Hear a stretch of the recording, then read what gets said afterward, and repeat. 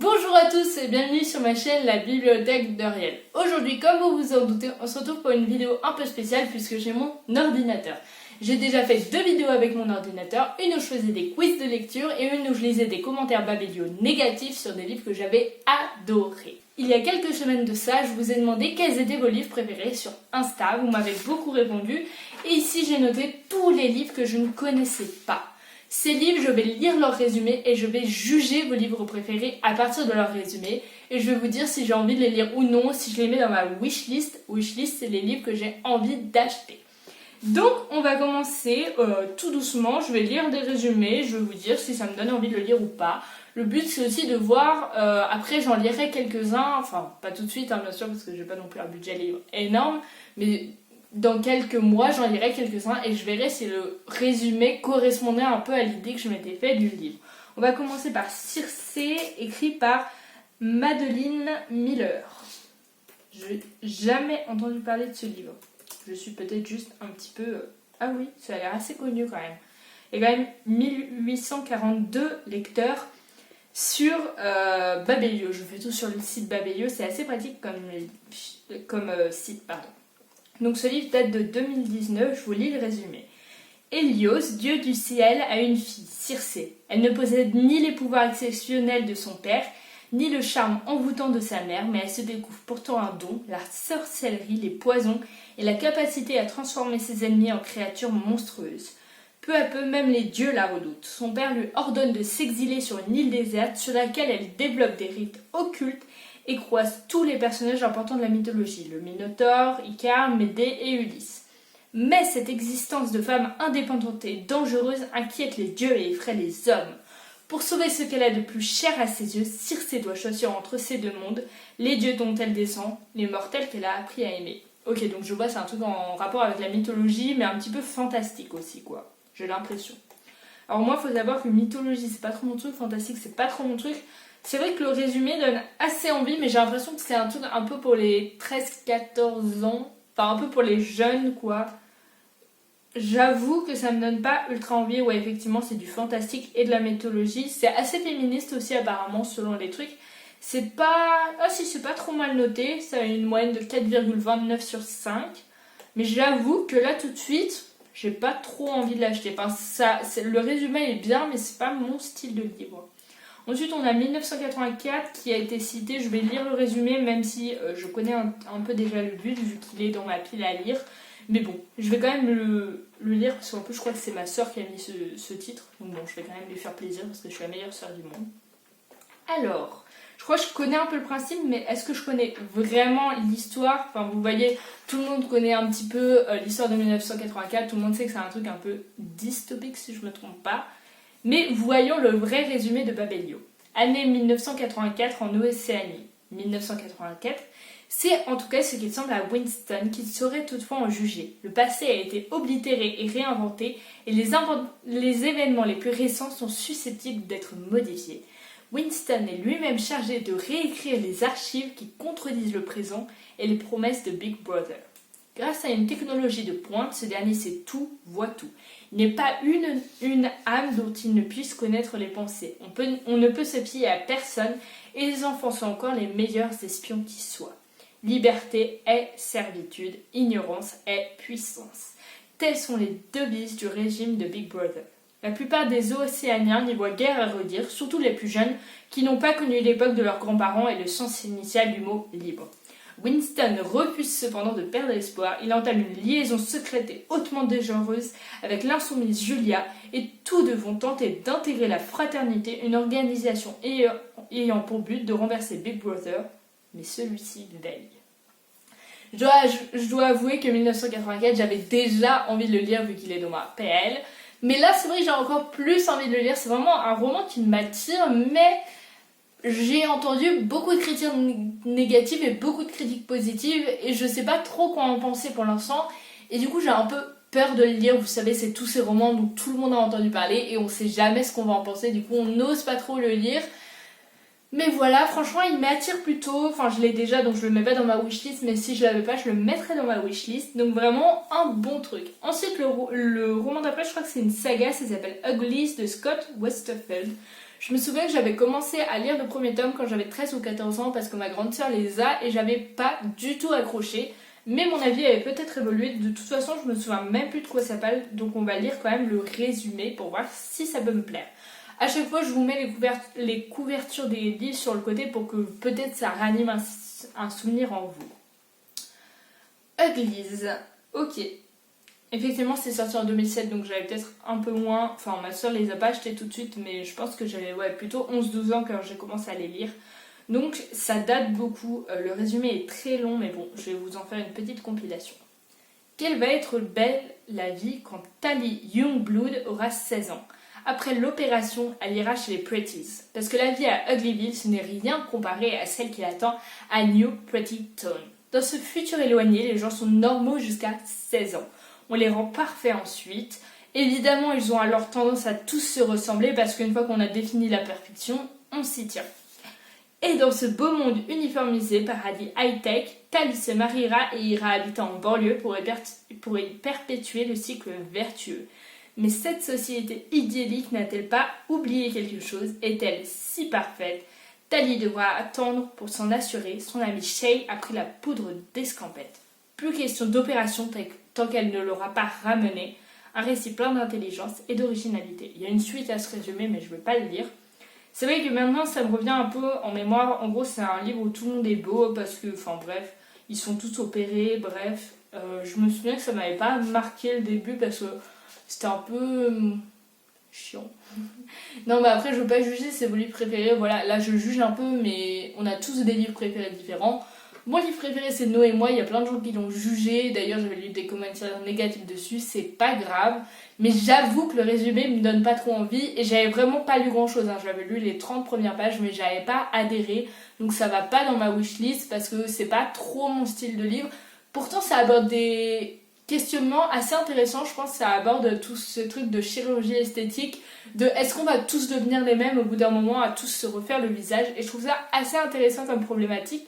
Mais le livre, enfin le style de l'auteur ne m'attire pas plus que ça. En fait, c'est vraiment le style. Le mystère de la chambre jaune. Ça, je crois en avoir entendu parler. Je crois que c'est un classique. Mais je connais pas grand chose dessus. Gaston Leroux. Ouais, en fait, je crois en avoir entendu parler, mais je sais plus trop ce que c'était. Je vais voir si ça me revient. Les portes de la chambre fermées à clé de l'intérieur, les volets de l'unique fenêtre fermés aussi de l'intérieur, pas de cheminée. Qui a tenté de tuer Mademoiselle Stangerson et surtout, par où l'assassin a-t-il pu quitter la chambre jaune? C'est le jeune reporter Rouletabille, limier surdoué et raisonnant par le bon bout de la raison, ce bon bout que l'on reconnaît à ce que rien ne peut le faire craquer, qui va trouver la solution de cet affolant problème au terme d'une enquête fertile en aventure et en rebondissement. Ah, je suis presque sûre de l'avoir déjà lu, ou en tout cas d'en avoir déjà beaucoup entendu parler, parce que ça me dit vraiment quelque chose, c'est un roman policier, et je crois vraiment en avoir vraiment beaucoup entendu parler, ou peut-être même l'avoir lu, c'est un truc qui me dit quelque chose que j'avais peut-être lu à l'école. Enfin bref, je sais pas trop, mais c'est vrai que ça me dit quelque chose, et pourquoi pas le lire, parce que j'aime bien, il y a des histoires vraies comme ça, où la personne est morte et tout est fermé, et on se dit, mais comment c'est possible, comment le tueur est entré, et je trouve ça ultra intéressant. Le roman d'après, c'est La Dame en Noir, de je sais pas trop qui, on va voir ça. Ça me dit rien, La Dame en Noir, je crois pas connaître. Ah, effectivement, c'est pas ultra connu. Enfin, il y a 600 lecteurs, ce qui est pas non plus énorme. La couverture fait un peu peur. J'ai l'impression que c'est un truc de fantôme et d'esprit. On va voir ça. Donc le résumé.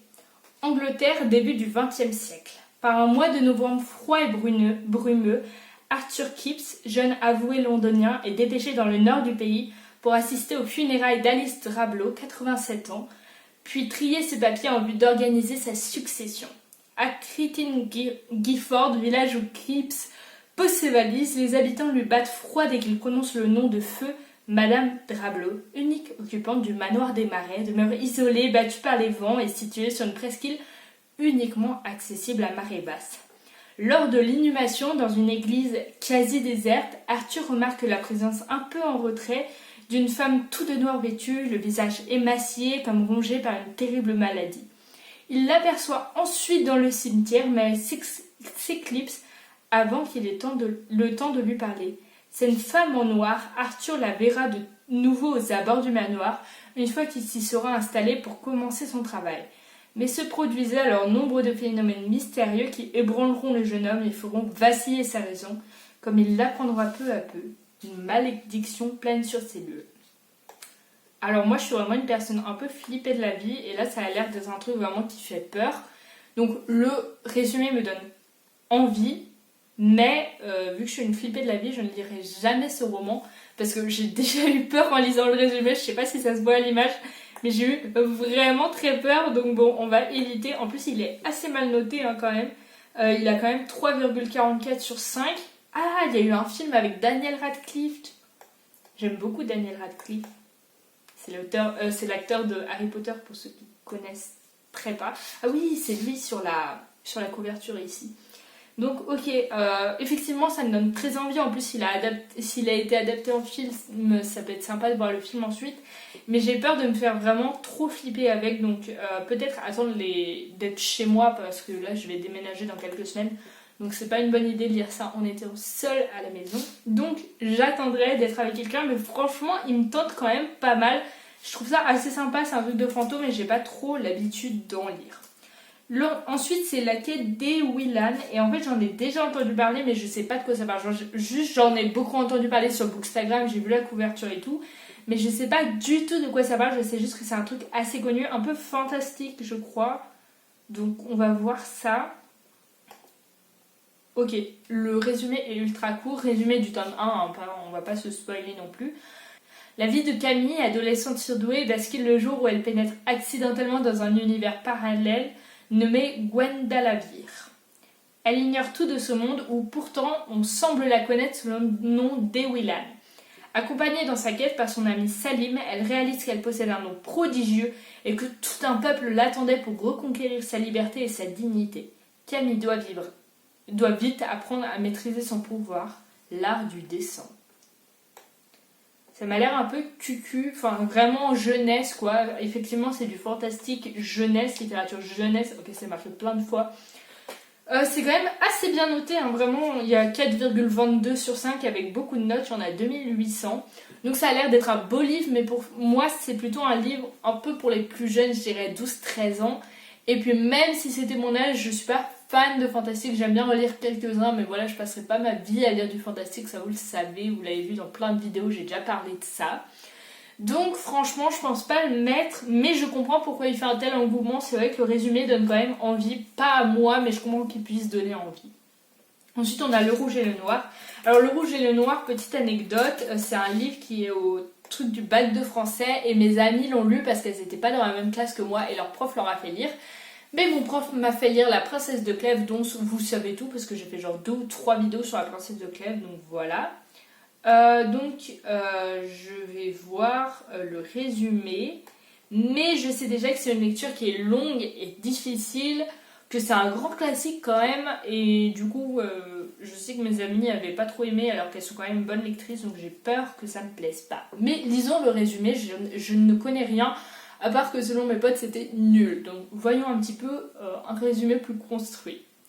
Au rouge des armes, Julien Sorel préférera le noir des ordres. Au cours de son ascension sociale, deux femmes se singularisent comme pour figurer les deux penchants de son caractère. Madame de Rênal, le rêve, l'aspiration à un bonheur pur et simple, et Mathilde la Molle, l'énergie, l'action brillante et fébrile.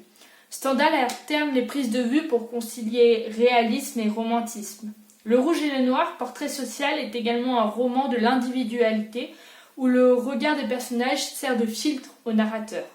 Cette écriture visuelle ajoute à l'analyse une intelligence psychologique et profonde. Inversement, le ton dépouillé permet au romantisme d'éviter le lyrisme abusif et de demeurer ironique envers la société sclérosée de la France de la Restauration. Bah écoutez, c'est bien ce que je pensais. En fait, en même temps, ça a l'air bien parce que ça a l'air un style assez particulier. En même temps, je sais qu'il fait quand même 600 pages et 600 grosses pages. Vous voyez ce que je veux dire, c'est pas les 600 pages de la page miroir. Et je sais que c'est pas ultra facile à lire, donc franchement le résumé me tente un petit peu, mais pas plus que ça. Genre je le lirais si j'étais obligée, mais j'ai pas envie de le mettre dans ma wishlist quoi. Ensuite, il y a Je ne vis que pour toi de Emmanuel de Poisson. Je vais pas vous mentir, parce qu'il y a eu beaucoup de réponses, donc j'ai un petit peu pré-trié. Et ce titre me donne trop envie. Je sais pas pourquoi, mais je vois venir un bon coup de cœur. Si juste avec le titre, vraiment, je me fais toute une image dans ma tête du livre. Alors que peut-être le résumé va me décevoir, mais j'adore ce titre. C'est le genre de titre que j'adore. Donc on va voir, je lis le résumé, j'espère ne pas être déçue. Au début du XXe siècle, Valentine, une jeune bretonne insouciante, monte à Paris au bras d'Antoine, son mari austère et volage. Introduite dans la société mondaine de la capitale et ses salons littéraires, elle rencontre des femmes libres qui la fascinent et l'attirent. Colette, René Vivien, Liliane de Pougy, Elisabeth de Gramont et surtout l'irrésistible Nathalie Clifford Barnet. À leur côté, Valentine va bientôt se rêver écrivain. Mystérieuse et magnétique, l'Amazone Nathalie, qui devient bientôt sa Nati, l'initie aux délices littéraires et aux amours saphiques. Naît alors en Valentine une passion pure et dévorante dont elle pourrait bien ne jamais revenir. Ok, donc c'est un roman, c'est une romance lesbienne, si j'ai bien compris, mais qui se passe au début du XXe siècle, une période où l'homosexualité n'était pas très appréciée, on va le dire comme ça. C'est écrit par une femme. Je suis en train de regarder un petit peu les mots-clés. Apparemment, c'est pas mal. Ah, c'est un témoignage ou une fiction. Ils sont pas trop d'accord. Ouais, en gros, je pense que c'est tiré d'une histoire vraie. C'est pas ultra bien noté, mais en même temps, il y a que 20 notes. Donc bon, c'est pas quelque chose de très lu. Et franchement, je vais vous le dire comme ça, on dirait pas, mais ça me tente beaucoup. Je sais pas pourquoi, vraiment, le titre m'a un petit peu, voilà, fait quelque chose. Et j'ai très envie de le lire. Donc vraiment, je le mets dans ma wishlist tout de suite. Je ne lis que pour toi, j'ai trop envie de le lire. Je vais essayer de voir si ma mère ne l'a pas parce qu'elle a beaucoup de livres, donc c'est possible qu'elle l'ait déjà, sinon je l'achèterai sûrement sur ma liseuse. Donc voilà, mais Je ne vis que pour toi, franchement ça me tente très très bien. Ensuite on a quoi? Mon bel oranger, je vois pas du tout de quoi ça peut parler et je vois pas du tout ce que c'est. J'en ai jamais entendu parler. Je suis peut-être ultra inculte, parce qu'à chaque fois que je dis j'en ai jamais entendu parler. Alors, ok, petit résumé. Quand il sera grand, Zézé veut être poète avec un nœud papillon. Pour l'instant, c'est un petit Brésilien de 5 ans qui découvre la vie. À la maison, c'est un vrai diablotin qui fait bêtise sur bêtise et reçoit de terribles fessées. À l'école, au contraire, José est un ange au cœur d'or et à l'imagination débordante qui fait le bonheur de sa maîtresse tant il est doué et intelligent. Cependant, même pour un enfant gai et espiègle, la vie est parfois difficile dans une famille pauvre du Brésil. Alors quand il est triste, Zézé se réfugie auprès de son ami Minguino, un petit pied d'orange douce à qui il confie tous ses secrets. Mon bel Roger est un roman autobiographique dans lequel José Moro de Vasconcelos raconte avec nostalgie et émotion son enfance brésilienne. Ok, bah c'est assez mitigé, mais franchement les notes sont très bonnes. Il est noté 4,09 sur 5 avec quand même plus de 1300 notes. Et j'avoue que là tout de suite ça me donne plutôt envie parce que déjà c'est un roman autobiographique et j'aime quand même beaucoup ce genre de livre. Ça parle de sujets forts, de pays qu'on ne connaît pas forcément. Donc franchement Mon bel oranger je le mets aussi dans ma wishlist, il me tente énormément. Enfin pas énormément, moins que Je ne vis que pour toi, mais il me tente quand même beaucoup. Ensuite on a Ma raison de vivre. Ah c'est un truc en 3 tomes. Donc on va lire le résumé du premier tome. Ok, alors ça commence en dialogue, donc je vais vous faire comme ça quand ça change de personne. Et si je ne veux pas être amie avec toi, alors nous ne serons pas amis. Et si j'ai envie d'être plus qu'un ami, alors nous ne serons rien du tout. Emma a tout fait pour empêcher Evan d'entrer dans sa vie, non pas parce qu'il la laisse indifférente, bien au contraire, mais parce que personne ne doit savoir qui elle est vraiment, quelle est son histoire, et surtout ce qui l'attend tous les soirs quand elle rentre chez elle. J'ai trop envie de le lire! Je sais c'est débile, mais je sais pas, j'ai trop envie de le lire. C'est le genre de livre que j'aime bien écrire, donc forcément que j'aime bien les lire. C'est quand même noté 4,37 avec plus de 700 avis. Et j'ai trop envie de le lire. Je sais, ça fait 5 fois que je le dis. Franchement, lui, je le mets direct dans ma wishlist, encore plus haut que les autres. J'ai vraiment trop envie. Merci à la personne qui a mis ce nom de livre, je ne connaissais pas du tout. Mais là vraiment je pense l'acheter tout de suite sur ma liseuse parce que vraiment il me tente trop. Je vais acheter que le tome 1 hein, parce qu'on ne sait jamais si c'est pas bien. Mais franchement, il est bien noté, le résumé me tente, ça a l'air de parler de sujets maltraitance ou quoi, parce que ça, quand elle rentre à la maison, mais aussi de romance, c'est vraiment quelque chose qui me tente. Ensuite, comme roman, on a L'Appel de l'Ange de Musso. J'ai pas lu beaucoup de Musso, mais je sais que ma mère, elle aime pas énormément. Oui, je me base sur ma mère pour savoir si je vais lire ou pas ce livre. Après voilà, ça peut changer, mais ok, il est pas oufement bien noté, mais il est pas mal noté non plus. Je vous dis le résumé, si vous avez envie de le lire. Dans leur téléphone, il y avait toute leur vie. De York à aéroport Kennedy. Un homme et une femme se télescopent. En ramassant leurs affaires, Madeline et Jonathan échangent leur téléphone portable. Lorsqu'ils s'aperçoivent de leur méprise, ils sont séparés par 10 000 km. Elle est fleuriste à Paris, il tient un restaurant à San Francisco. Cédant à la curiosité, chacun explore le contenu du téléphone de l'autre. Une double indiscrétion et une révélation. Leurs vies sont liées par un secret qu'ils pensaient enterré à jamais.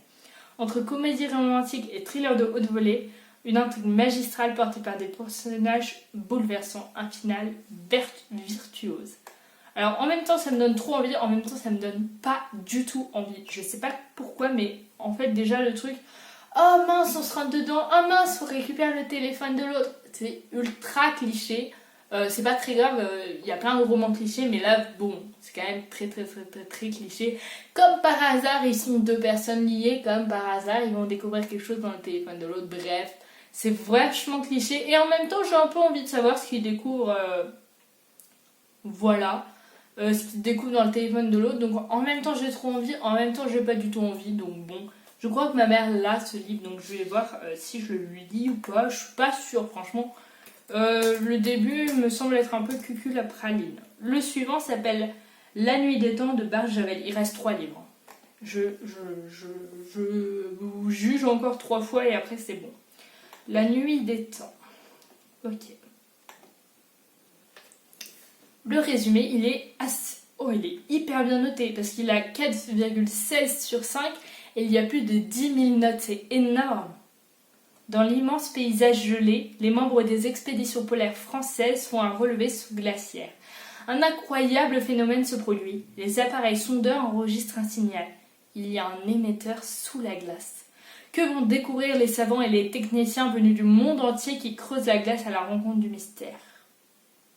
La Nuit des Temps, c'est à la fois un reportage, une épopée mêlant présent et futur et un grand chant d'amour passionné. Traversant le drame universel comme un trait de feu, le destin d'Eléa et de Païkan les emmène vers le grand mythe des amants légendaires. Ça a l'air sympa, mais ça me tente pas plus que ça parce que ça a l'air d'être un truc un peu science-fiction, anticipation, fantastique, qui est un style en effet, encore une fois, qui me plaît pas énormément. Il est quand même très bien noté, hein, mais je sais pas, genre je suis pas plus tentée que ça. Voilà, je pourrais le lire, mais je le mets pas dans ma wishlist, quoi. Ensuite, on a Le Cri de la Mouette. Je sais pas pourquoi le nom me tente, mais ça va peut-être être très nul, hein. On sait pas du tout. Je me fais beaucoup influencer par les titres, je sais pas si vous avez remarqué, mais voilà. Oh, ça a l'air sympa. Je vous lis le résumé. Lorsqu'Emmanuelle a 7 ans, elle découvre la langue des signes. Le monde s'ouvre enfin, elle devient une petite fille rieuse et bavarde. À l'adolescence, pourtant, tout bascule. Au désarroi de son âge s'ajoute la révolte de voir nier l'identité des sourds. Emmanuelle ne peut plus concilier l'univers des entendants et le sien. Elle se referme, dérive, se perd dans des expériences chaotiques. Mais lucide et volontaire, elle réagit et choisit de se battre. Elle réussit à passer son bac, lutte pour faire reconnaître les droits de 3 millions de sourds français, puis s'impose magistralement au théâtre dans Les Enfants du Silence. Le Cri de la Mouette est le témoignage d'une jeune fille qui, à 22 ans, a déjà connu la solitude absolue, le doute, le désespoir, mais aussi le bonheur, la solidarité et la gloire. Bah franchement, j'aurais eu envie de le lire, mais j'ai l'impression que le résumé a tout spoilé, quoi. Enfin, ça a l'air hyper touchant, c'est un roman autobiographique, mais bon, franchement, le résumé, ils ont abusé, ils ont tout dit. Enfin, vraiment, là, je vois pas ce qu'il va y avoir de plus, donc Le résumé m'a déçu. Et j'ai pas si envie de le lire que ça. Le dernier roman que je vais juger, c'est Une mer si froide. Qui est pas ultra connu, hein. Vraiment, il n'y a que 100 votes qui lui mettent une note de 4,07. Oh, ça a l'air assez sympa. J'ai vu quelques mots, hein. Je ne l'ai pas lu. Mais ça parle de disparition et tout, j'ai l'impression. Ça a l'air... Moi, j'aime bien les trucs de disparition, donc je vous lis tout de suite ce résumé. Un jour d'été, sur une plage des Cornouailles, Livy, 3 ans, disparaît. Très vite, la police conclut à une noyade. Pourtant, sa mère refuse de se résigner. Jour après jour, Maggie fixe l'océan. Elle attend, convaincue que la mère n'a pas emporté son enfant. Non, loin de là, c'est une autre mère qui regarde sa fille, prête pour la rentrée des classes. Mais depuis quelque temps, Jennifer ne reconnaît plus sa petite Hailey. Sa fille est distante, créative et Jennifer se laisse submerger par la nervosité. Alors que Maggie traverse la pire épreuve de sa vie, Jennifer veut redonner l'apparence du bonheur à sa famille fracassée. Construite comme un thriller rythmé par l'implacable mécanique du suspense, une poignante histoire de deuil, de maternité et de résilience. Ok, bah franchement, ça a l'air ultra bien. Je suis bien tentée, en plus c'est pas un roman trop connu, donc il peut y avoir de bonnes surprises, parce que peut-être qu'on n'en a pas entendu parler, mais c'est quand même trop bien, parce qu'il y a plein de romans comme ça qui sont passés à la trappe. Donc franchement, j'ai beaucoup envie de le lire. C'est pas le top des tops de ma wishlist, mais vraiment, je pense que c'est le deuxième de ma wishlist. Donc, les romans qui me tentent après tous ces résumés, c'est Je ne vis que pour toi, donc la romance lesbienne. Mon bel oranger, le roman autobiographique au Brésil. Ma raison de vivre, la fille, romance maltraitance, on ne sait pas trop ce qui se passe en plusieurs tomes. Et Une mer si froide que je viens de vous lire avec un enfant qui disparaît, mais est-ce qu'elle a vraiment disparu? On ne sait pas trop. C'est les 4 qui me tentent bien, enfin tous vos livres préférés, c'est vos livres préférés pour une raison, donc je me doute qu'ils sont bien, ou du moins qu'ils étaient bien pour vous. On n'a pas tous les mêmes goûts, c'est normal, bien sûr j'ai jugé, mais voilà, quand je vous ai demandé vos livres préférés, c'était pas pour les détruire, c'était juste pour voir un petit peu ce qui vous a donné le goût de la lecture, ce qui vous a plu comme livre, etc. Je trouve ça toujours intéressant. C'est vrai que moi, mon livre préféré, c'est Nous et moi. Ça reste mon livre préféré depuis un moment. Mais ces temps-ci, j'ai des livres qui viennent un peu concurrencer Nous et moi. Je lis de très bons livres. Ces temps-ci, j'ai beaucoup de coups de cœur. Donc c'est vraiment très bien. J'ai vraiment de plus en plus envie de découvrir des nouveaux auteurs. Avant, je restais un peu dans des univers connus. Je lisais un peu toujours la même chose. Là, c'est vrai que je suis en train de lire des choses que je connaissais pas forcément et ça fait du bien. Voilà, après je lirai pas que ça, c'est bien des fois de rester en territoire connu, mais là ces temps-ci j'ai envie de lire un peu des nouvelles choses. Merci de m'avoir fait confiance, de m'avoir donné vos livres préférés. J'en lirai quelques-uns, donc sûrement ceux qui me plaisaient le plus. Après voilà, il y en a qui me plaisaient pas, des fois pour des raisons tout simplement de genre, c'est pas un genre littéraire qui me correspond. Tout ce qui est fantastique, voilà, il y a peu de chances que ça me plaise. Après voilà, il y a quand même des livres fantastiques qui m'ont plu. Pour l'instant je suis en train de lire La Passe Miroir, j'aime trop alors que c'est du fantastique. Mais c'est rare et surtout j'aime pas lire que ça. Pareil pour la science-fiction, Phobos c'est un peu de la science-fiction anticipation. Ça m'a bien plu mais je lirai pas que ça encore une fois. Donc voilà, je suis pas trop dans ce style là mais j'aime bien en lire de temps en temps. De temps en temps, là on a vu que les livres que j'ai pris dans ma wishlist c'était plutôt le genre de livre que j'ai l'habitude de lire. Et en même temps, des auteurs que je ne connaissais pas, donc même si je reste dans un genre connu, je découvre de nouveaux auteurs, donc ça peut être toujours très sympa.